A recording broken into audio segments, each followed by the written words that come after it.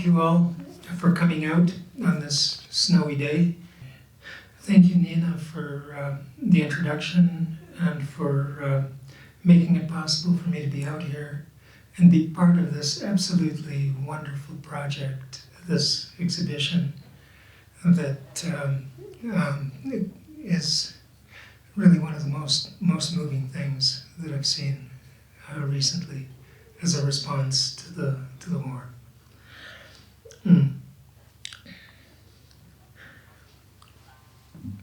Well, since I'm introduced as a bandura player, I'll start by playing something a little bit different. Just because it seems right to set the scene for the first couple of pieces.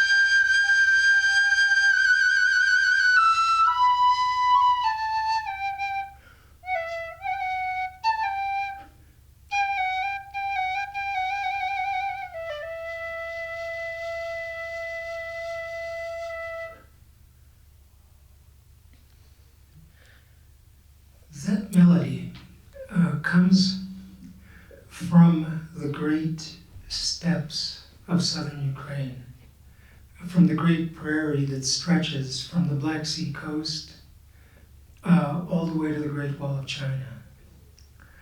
And the European end of it is in Ukraine. And Ukraine, in fact, exists on the geographical boundary between the steppe that goes all the way into Central Asia and further, and the watered, settled country of Europe. And the culture is also the product of these two cultural areas meeting. And it was right on that borderline, that the instrument I play, the bandura, came into existence. Originally, there were early plucked stringed instruments of many different kinds and shapes. But they had one thing in common: they were used to accompany songs. And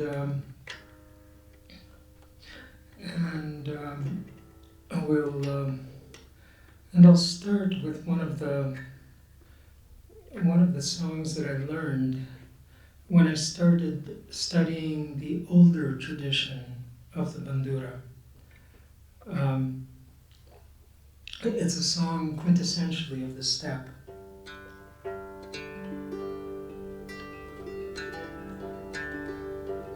The steppe was a place of contact, but also of conflict. And there are songs that reflect the centuries of warfare that went on in the steppe and is going on now. That's exactly the part of the country where the most bloody fighting is going on in this current war.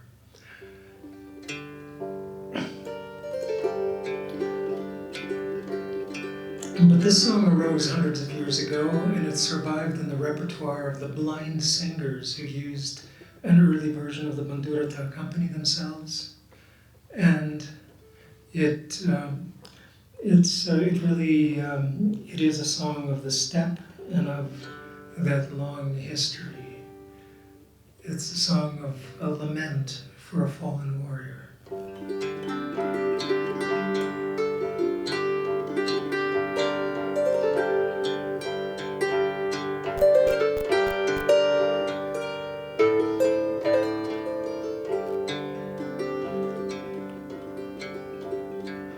On a grave mound in the fields, there a warrior lies, unburied. Ой, у полі на могилі, гей, ой, у полі на могилі,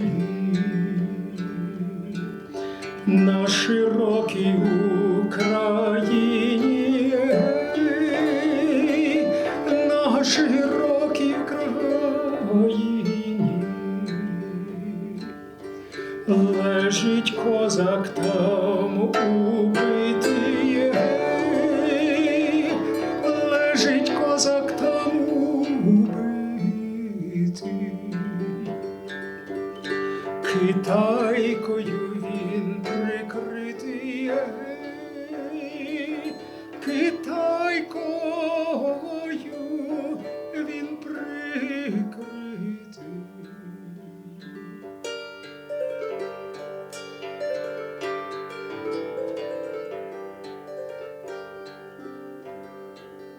With his head on a clod of earth, and the soft steppe grass covering his eyes,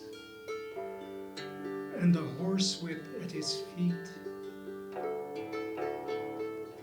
and a piece of red silk cloth clutched tightly in his hands. На купину головою, гей, на купину головою, накривочі муравою, гей, накривочі муравою, а ніженьки нагайкою, гей, а ніженьки нагайкою, а рученьки китайкою, гей, заслугою козацькою.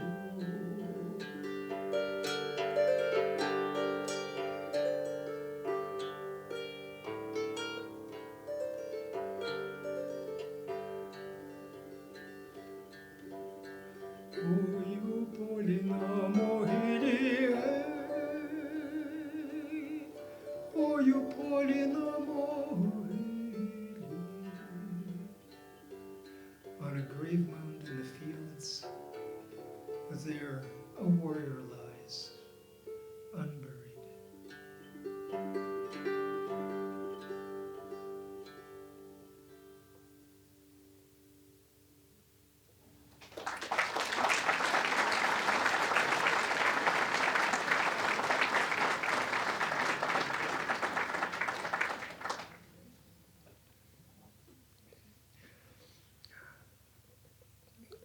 I first encountered the instrument growing up in Detroit.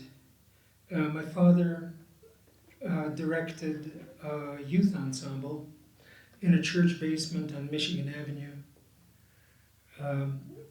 And that's where I first started trying to play the bandura. And I remember some of the tunes that my father taught us at that time. But there was one that was a little too fancy for us to learn. So I learned it from listening to his recordings not too long ago. But he learned it from a very fine bandura player in displaced persons camps in Europe.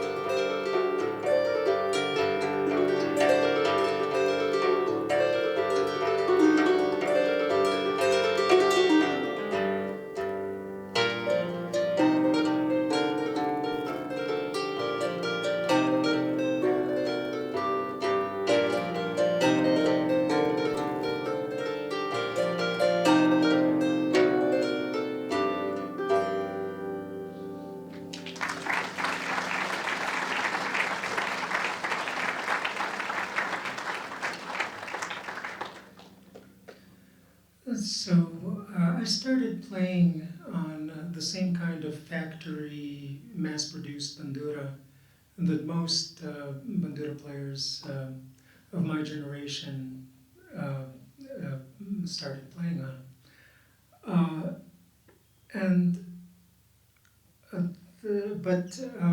When I was growing up, my father, my grandfather, and some other older players were playing a different kind of instrument.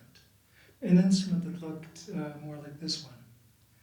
And I later found out that what these instruments were a direct connection to the early bandura tradition of the 20th century, the early modern bandura tradition. And this type of bandura was developed in the city of Kharkiv in the 1920s. And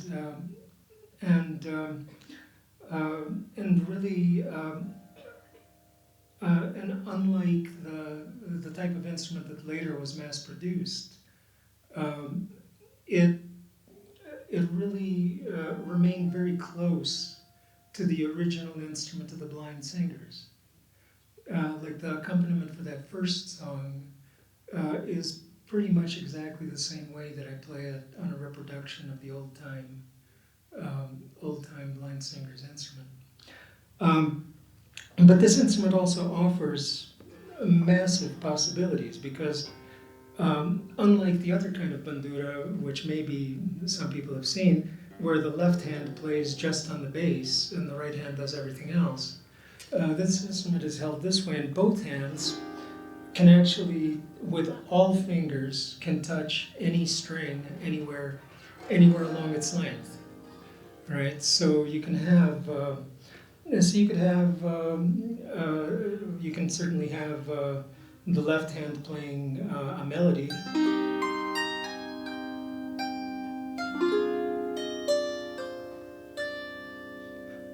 Or you could even put both hands in the same register.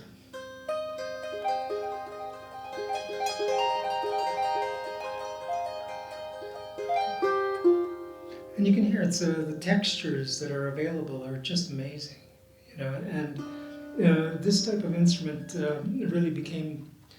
I really started devoting myself to this maybe 15, 20 years ago, and seeing what it can do. And there was a problem with that because the original development of the instrument in the 1920s was cut short by Stalinist terror in the 1930s. The students were repressed, chased away, blacklisted. The director of the program was arrested and shot. the instrument was left there. It survived in North America because a few of the students, a few of the other players survived, and that's why I was able to hear it growing up, and so there was this instrument with all these possibilities, but really without much of a repertoire, without handbooks for how to play, without lots of compositions to study. So I've had to do a lot of my own music, whether it's improvised. I'll play some of that later, or set music. This is a study that I made for myself on using different rhythms in the two hands, and it ended up in a theater piece where we called it travel music. So we're going to use this to travel a little bit.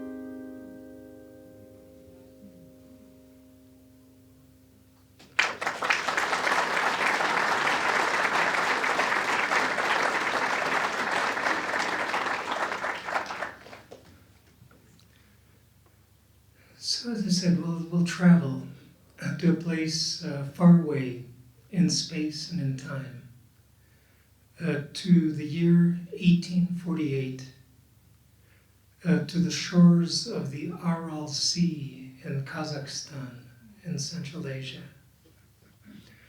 And that's where the Imperial Russian government, in its spitefulness, decided that the greatest Ukrainian poet of his time, Taras Shevchenko, should spend 10 years right at the peak of his creative powers, exiled to this military garrison on the Aral Sea, with a note added to his sentence in the Tsar's own hand, forbidden to write or draw. Shevchenko was also a superb artist, one of the great artists of his generation as well. And in the very first year of his captivity there, he managed to somehow work around that. And there's a small notebook of his poems that he managed to do out there. So this is kind of a sketch in words of his environment there. The translation is by Julian Kytasty, the director of Yale Arts Group, and Wanda Phipps, great translators of Ukrainian poetry.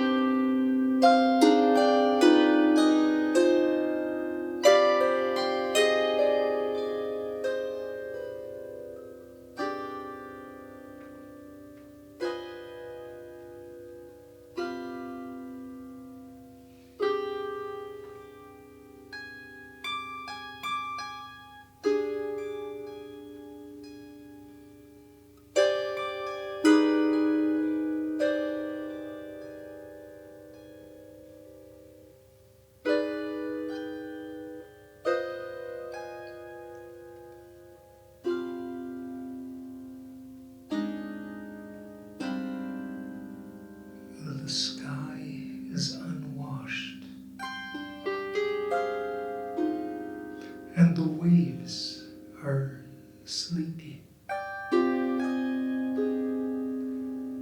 And on the edges of the shore, way out there, the rushes, as if drunk, sway without wind.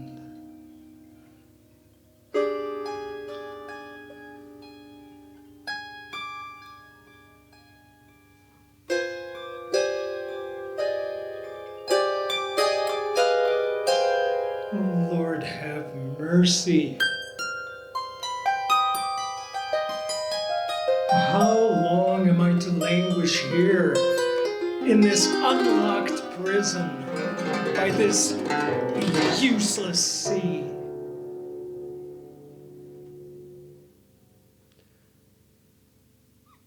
No answer from the grass that's yellowed in the steppe.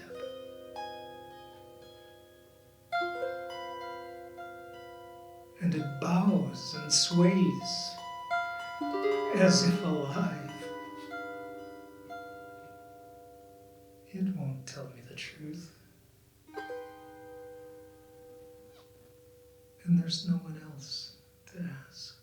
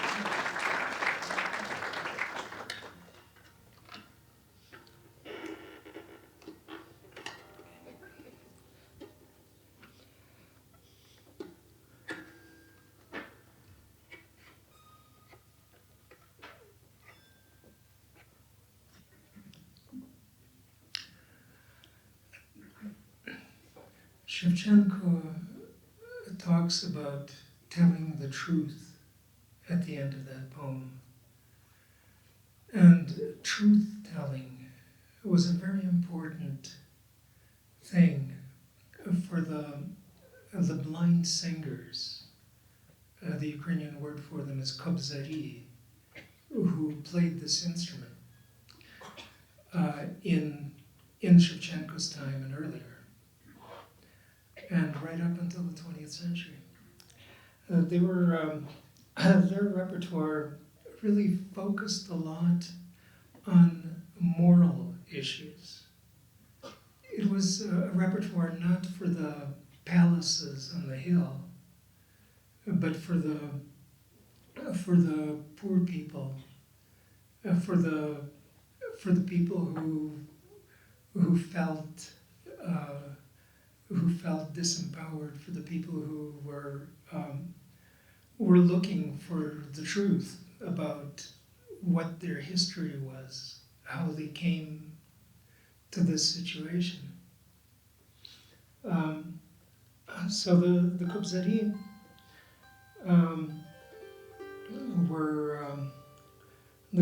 were never popular with any government. The Tsarist government repressed them, the Soviets disappeared them in the 1930s. But we do have a lot of their material, a lot of their music that was written down by folklorists, many more texts, a little bit of music, and some actually early sound recordings of these blind singers. So one of the things that I've done over the years is recreate their music, their repertoire. And the big epic songs were really something quite different than your usual ballad form song with verse after verse to the same melody.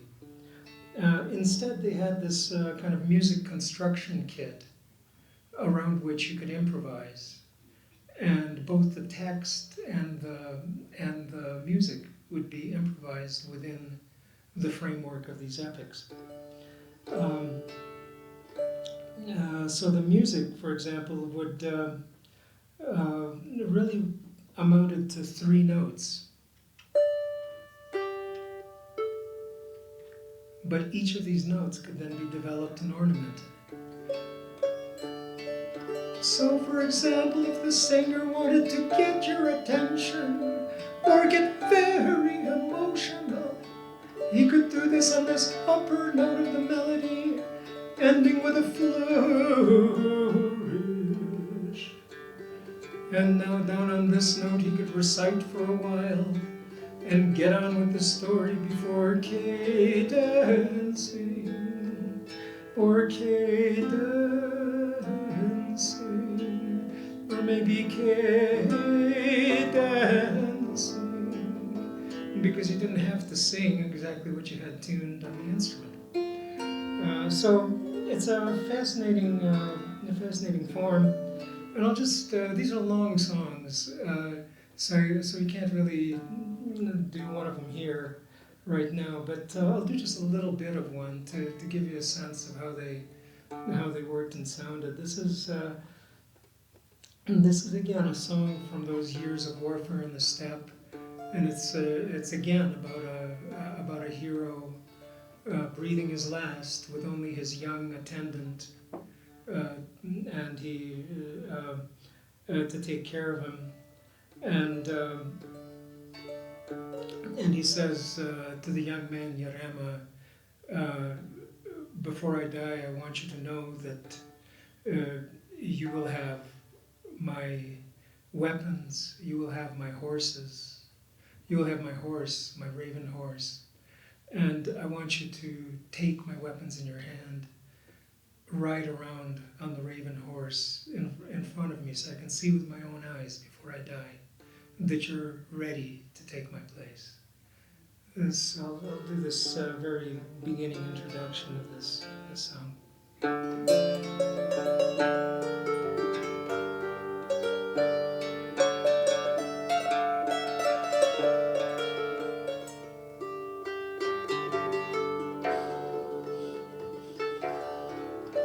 Oj, po potrebi, da bardzo carski. Oj, tam to mnoho wійська i ponażeno, da через mecza położeno, da nie jedyного тіла козацького, молодецького. Живого не остановлено.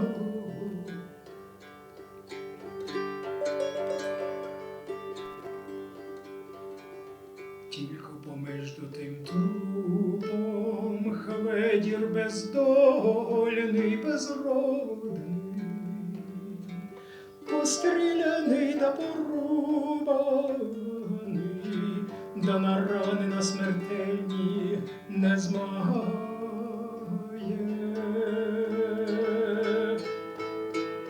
А коло нього Джура Ярема, гей, вірно промешкає.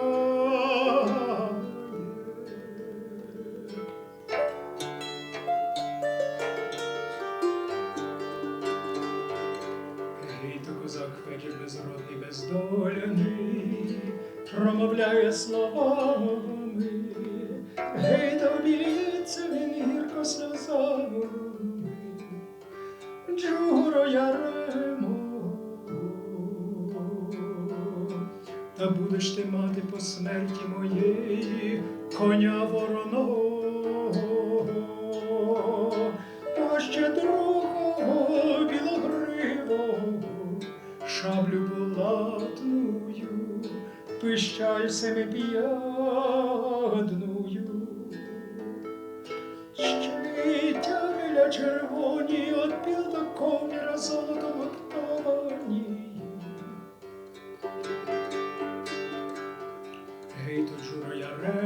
та добре ти давай, дав на ворон коня сідлай, да передо мною повертай.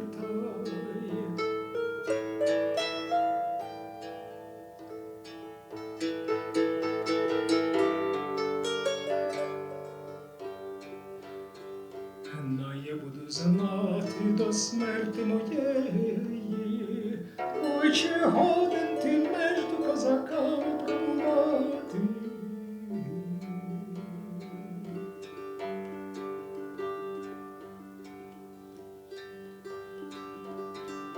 And at this point, young Yarema fulfills his master's last wish and rides off on that raven horse, looking for the army so that he could bring them back to that place in the great meadow where Khvedr, his master, was dying of his wounds. So let the Bandura tell you a little bit about Yarema's adventures.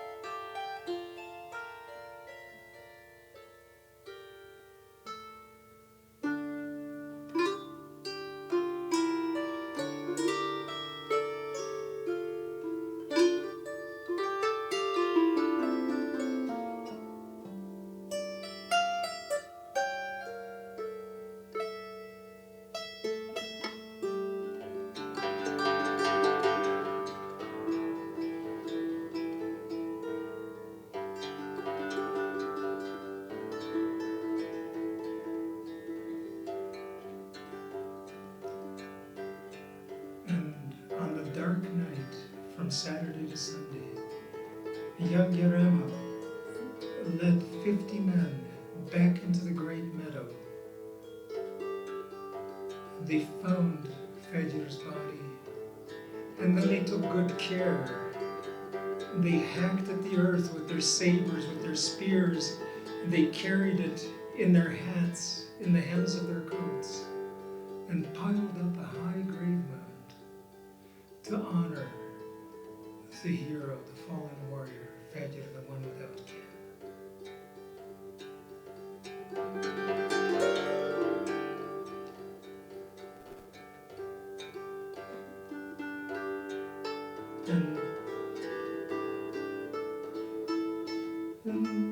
Дайже, Господи, Khvedru безродному, бездольному,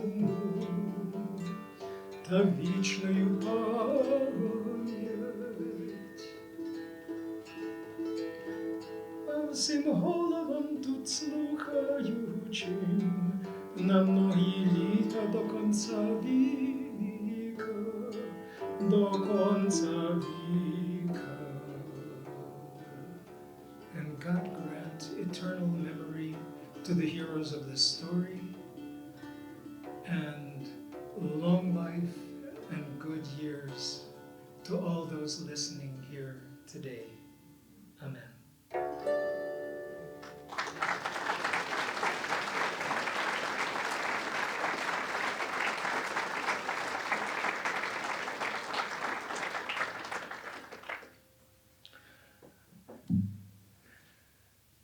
The history of the instrument is so intertwined with the history of Ukraine's struggle to establish itself in that dangerous neighborhood as a culture, as a place, as a nation. And so almost when I started putting together some programs not long after the beginning of this full-scale Russian invasion, I started to realize that almost everything in my repertoire, one way or another, was a song from one of the front lines of this 400-year war. You know, because it didn't start in 2022. It didn't start in 2014. It started long ago. Shevchenko was living during one of the times when the Russian Empire was keeping a tight grip on its colonies and squeezing the cultural life out of them. And that's why he was so dangerous to the Tsar, that he had to be exiled. But there were, and it's possible to go a long way back. And a lot of the history was also, the empire did its best to erase it. You know, there's some historical moments that really were preserved mostly in songs. And there's this very well-known song that, I remember singing it at campfires when I was a kid, you know, and with like Ukrainian scouting type organizations. But it's, you know, we just sang it without thinking about it. But looking at the text, you realize that it is about a very specific historical event. The text clues people who know it in. In 1618, a Ukrainian army marched all the way to Moscow. The Polish king had tried taking Moscow and run into trouble right in front of the city, run out of steam, didn't have enough troops left to try to take the city. He called on his sometimes allies in Ukraine for help, and the Hetman Sahaydachny led an army north, led a Cossack army north late in the season. And so in the song, the first verse talks about how up on the hill the harvesters are harvesting. Very innocuous, right? But that means this is the late harvest. The fields up on the hillsides that are the last to ripen. Then it talks about the army being led, and then the army is marching past in the valley. So it was late in the season, which is when Sahaydachny started his march. Then it talks about Doroshenko, another leader, leading the vanguard. And in fact, there was a Mikhailo Doroshenko who did exactly that on this campaign in 1618. And then it talks about Sahaydachny bringing up the army.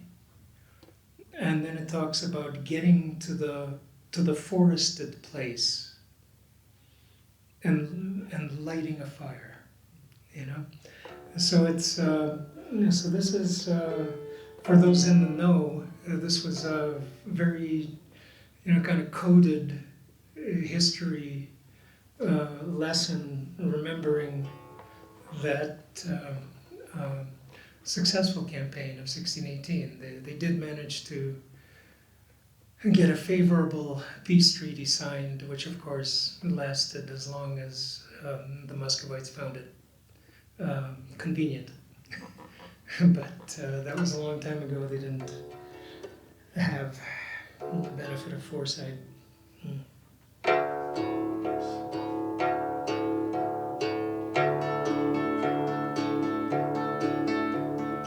Ой, на горі та жінці жнуть, гей, на горі та жінці жнуть, а попід горою яром долиною козаки йдуть.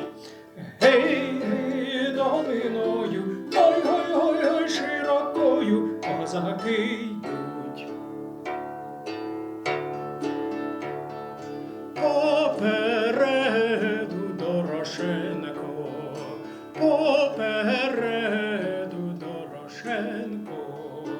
веде своє військо запорізьке, хорошенько. Гой, гой, долиною, гой, гой, гой, гой, широкою, хорошенько.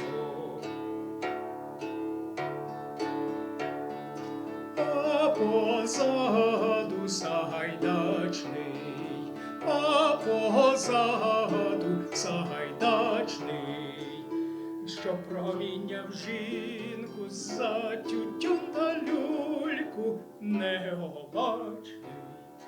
Гой, гой, долиною, гой, гой, гой, гой, широкою, необачний. Гей, хто в лісі, озовися, гей, хто в лісі, озовися, та викрешем вогню, та запалим люльку, не журися. Гой, гой, долиною, гой, гой, гой, гой, широкою, не журися.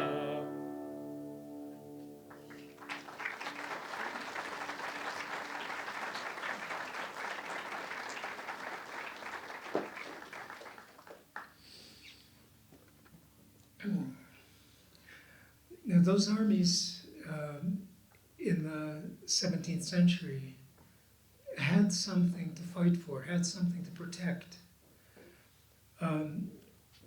There was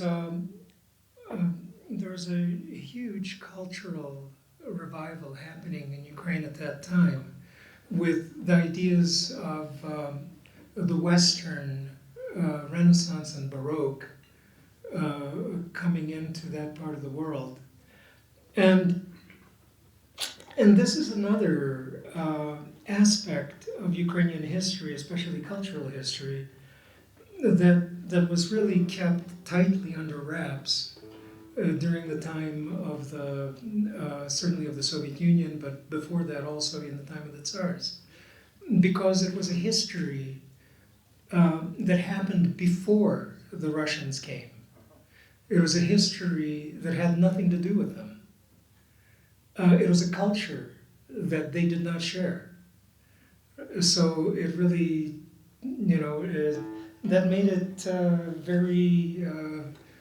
very explosive. And there's some gorgeous music from it. And again, I've already been going on for a while, and we don't have that much time. So I will do a song from the repertoire that came out of the schools, the academies and universities of that time, where almost every student learned music and writing poetry, and there was just anyway. This is a song I think written by one of the professors as a lesson to the students what they should strive for. It's about a young man at one of these schools singing about how his best buddy, Jesus, is going to help him grow up and become strong. And when he grows up and becomes strong, he's going to go to the monastery and become a monk and praise his friend Jesus all his life. But even a song like this was considered politically suspect, to the point that it was kept under lock and key. The first publication of this music was already after Ukrainian independence. Before that, it was just in manuscripts and closed archives.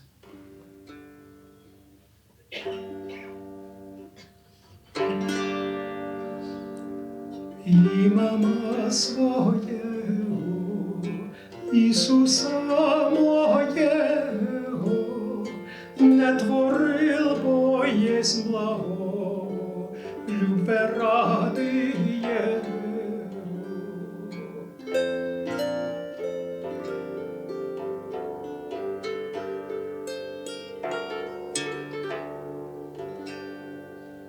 Єго. нас возраст, и руцы бы их вознес. Дашь мне, Господи Иисусе, дабы озлит дошел.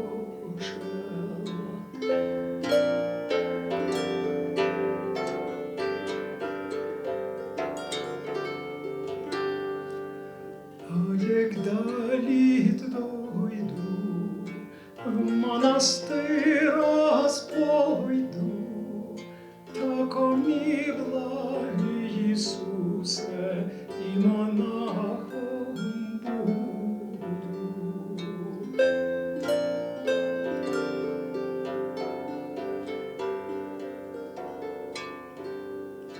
Буду тя хвалити, і серцем любити Господа превисокого, Царя небесного,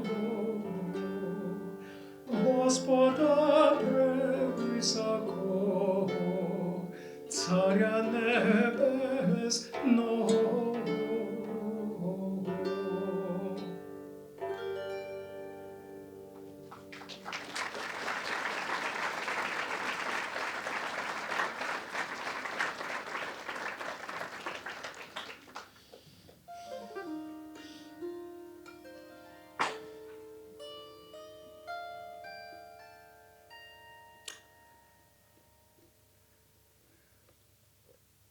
Again, I'd like to thank the museum and especially Nina for making it possible to come out here and play, and also to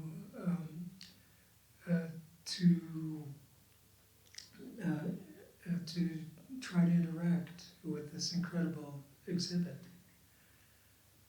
So I'm going to play a piece that is going to come into existence right now, and the inspiration for it is those sunflowers of war, and this whole idea of new growth and new beauty, coming out of all of that. So, and let's see how it sounds.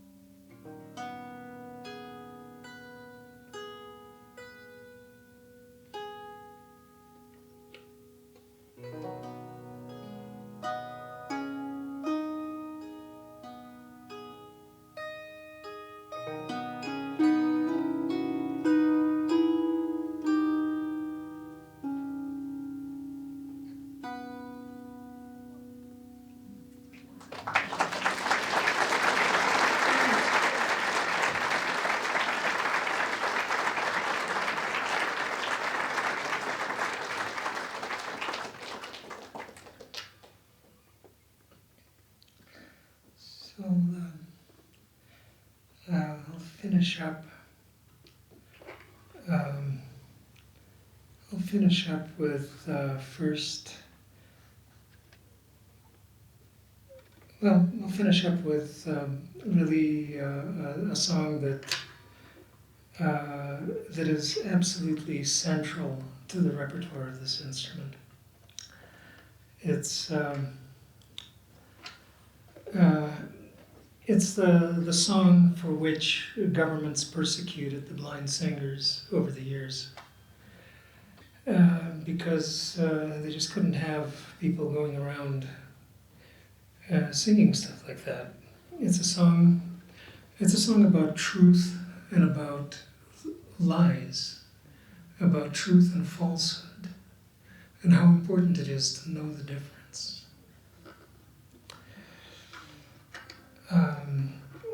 So it probably originated somewhere in the 17th century, right around the time of when Ukraine was beginning its experience of the Russian Empire. And laws were changing, society was changing, things were changing all around. And the blind singers, they were the ones who kept the memory of truth alive through very difficult times.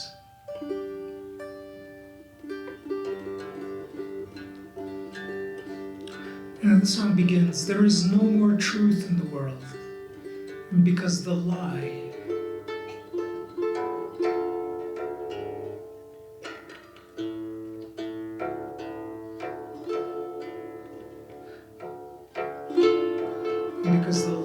has taken the place of truth.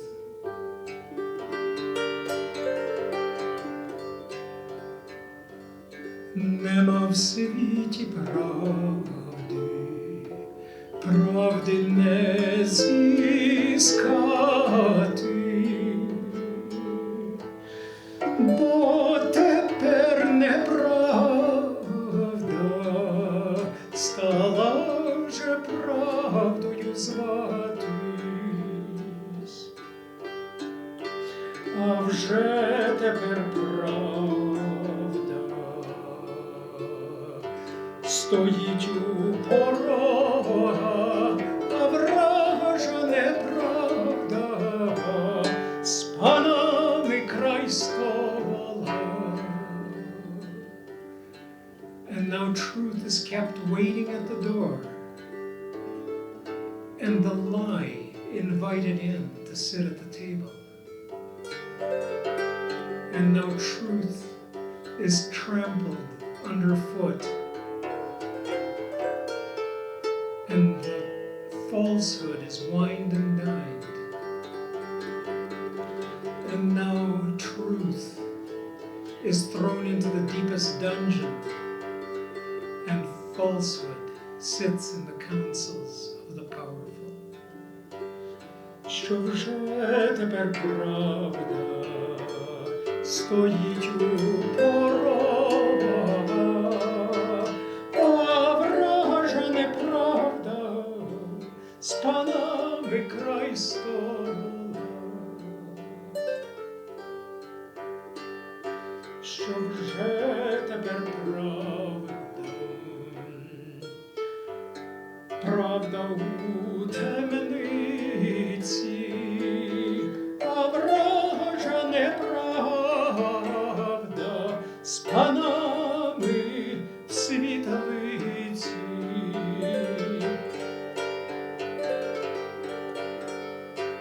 Що вже кінець віка, кінець приблизився, хоч рідного брата тепер стережися.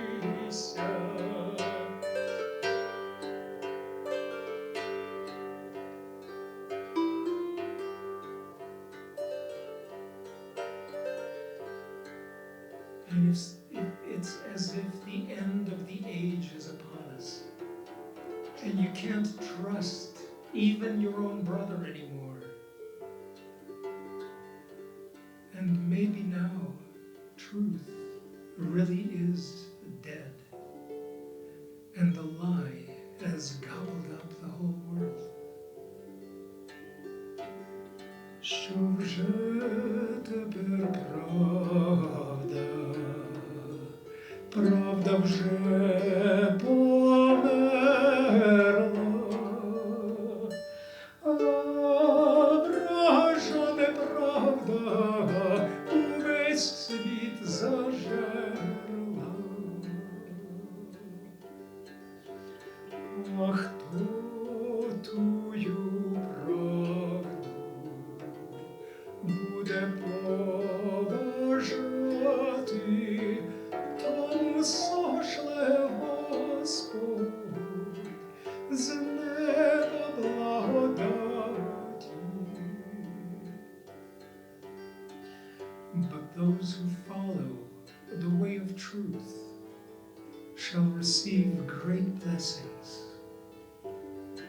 for God is truth,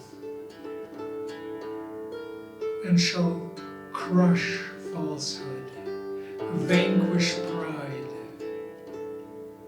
raise high the temple. Бо сам Господь правда сокрушить